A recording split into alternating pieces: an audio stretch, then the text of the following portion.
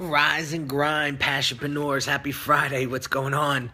So here's the topic of discussion today that I would love to get you guys engaged with and get your feedback on, because it's something that I've been questioning myself about recently. Asking myself this question always is, do you just say it? Like, do you just say what's on your mind and get it out there? Or do you pussyfoot around the elephant in the room and just tiptoe around the problem or the situation that you need to address? I don't know about you guys, but every time somebody handed my ass to me, like straight up told me what it was that I was doing wrong, or what it was that I should pay attention to or focus in on, and just came out and said it bluntly, like, boom, you suck at this. Stop doing that. Or my wife says all the time, keep your messaging tight and to the point. Stop rambling. You talk too much. Makes sense. But when she tells it to me like that, it sinks in, and I get it. And I feel like a lot of us, what's up, Brett? A lot of us, we pussyfoot around what's on our mind constantly. Days, months, weeks go by, and we're in the same freaking position that we were in, and we're like, why? Why does this happen? Have any of you been in that situation before, where it's like you wanted to tell them, but you just never did? Like, I encourage you to just get out there and say it. Just get out there and put it out there. What's the worst that's going to happen? They're going to get offended? Like, my apologies. I'm not here to bash you. I didn't mean to come out and ridicule you or criticize you. And maybe if you preface it that way, it won't come across as harsh. But again, I don't know about you guys, but when I get my ass slapped and I get jabbed across the face once in a while when I need it, those are the moments that I remember the most, that make the most impact, that get me to change and to get me on the right track again. So, like, we're all passionpreneurs in this group, right? But I feel like if we don't just put it out there and get it out, are we holding our passion back? Is that setting us back? Are we holding ourselves back or restricting ourselves from actually achieving what we want to achieve? You know, when I get on these strategy calls with these guys, with these clients, it's not all guys, it's women too.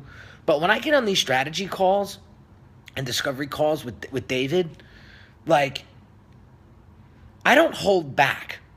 Like, if they have a shitty design and a terrible brand, like, I say it.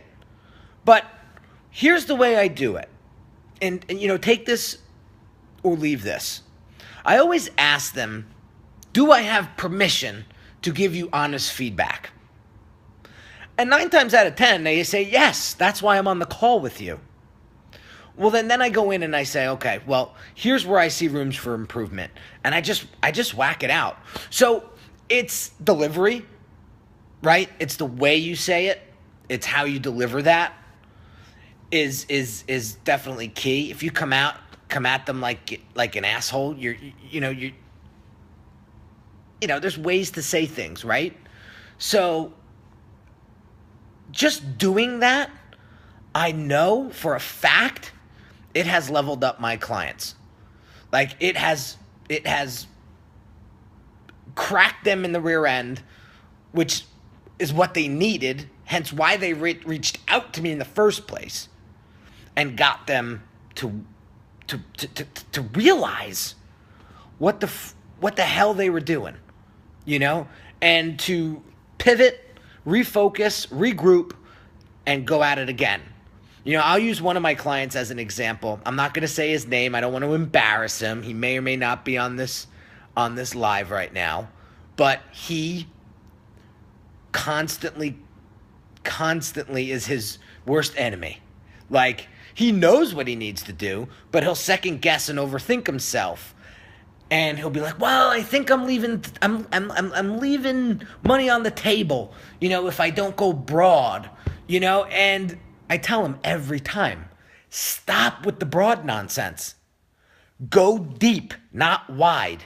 You have a awesome concept, and it's going to help thousands of people in this particular niche that can easily be duplicated and repurposed in other niches.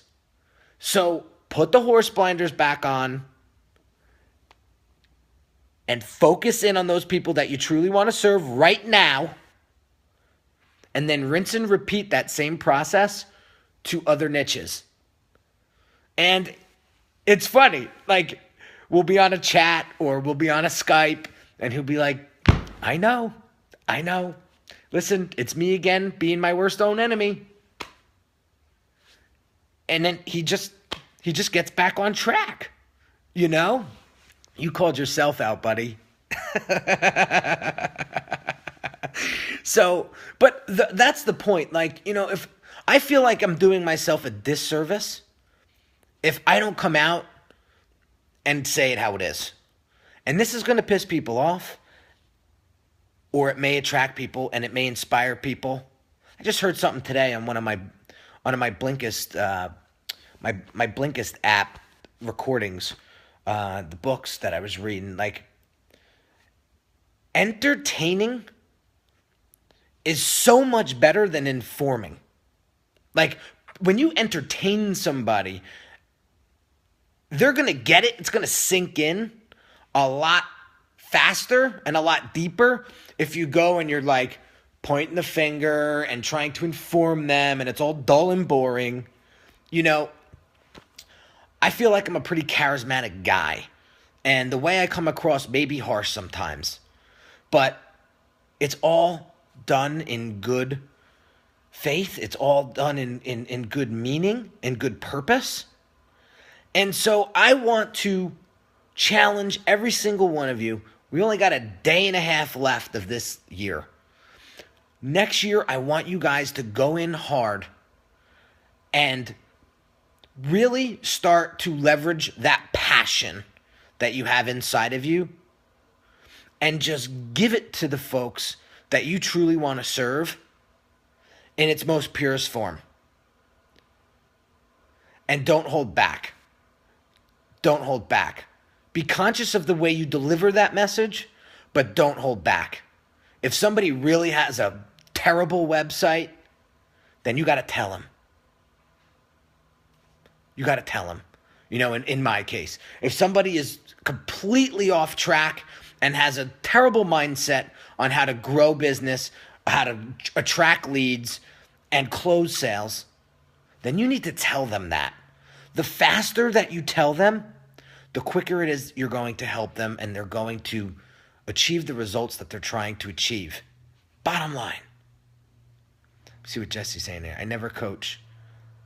Oh, I've never a coach I respected that wouldn't tell me the hard truths I needed to hear. Amen, dude. Amen.